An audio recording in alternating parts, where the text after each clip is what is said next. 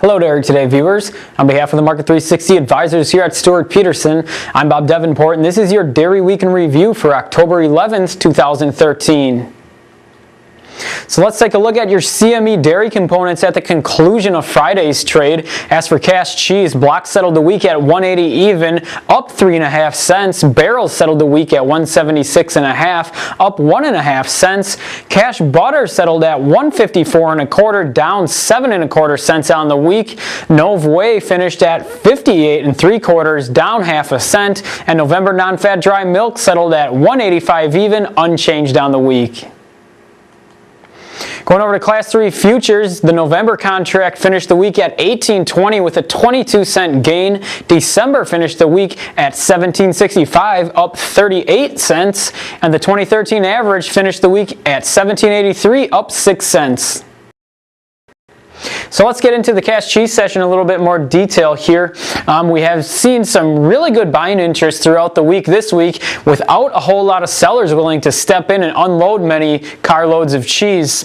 That should have a very positive impact on milk prices. However, we didn't really see the reaction that you would expect to see in futures this week. Going into today's session, we saw the same thing that we saw the previous few days. There was a lot of buyers bidding blocks and barrels higher with not many sellers stepping in.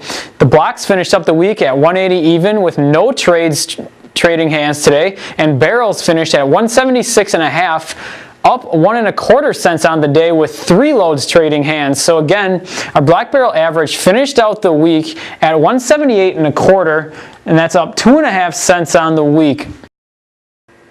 Let's go on over to Class 3 futures now. So here we have a weekly chart of the second month contract, currently the November contract. So Class 3 futures have made some pretty good upside progress throughout the week this week. The November contract alone posted a 22-cent gain this week, putting in a high of $18.28 and a low of $17.74. November was able to close out the week this afternoon at $18.20, just 8 cents off this week's high.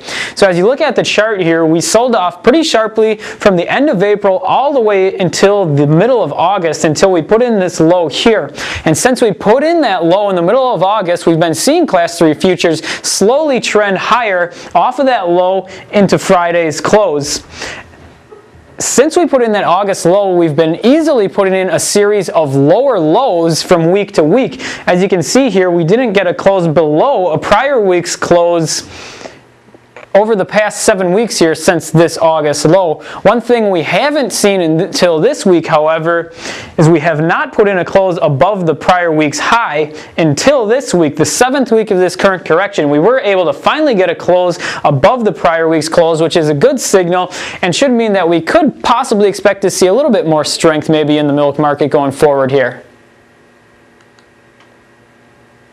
So going into fundamental news in the milk market, there really isn't anything to report on this week, as this is the second week in a row now that we're in the middle of this government shutdown, and as long as this government shutdown continues, we are not going to be receiving any government data. So we will not be receiving any USDA reports, no weekly slaughter numbers, no cold storage numbers. There was supposed to be a USDA supply and demand report out today, however, that was canceled due to the shutdown.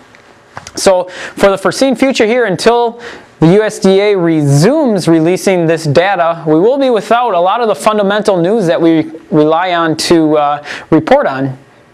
So we'll just have to sit tight and stay tuned for any further developments regarding when these USDA reports could be expected to be released again.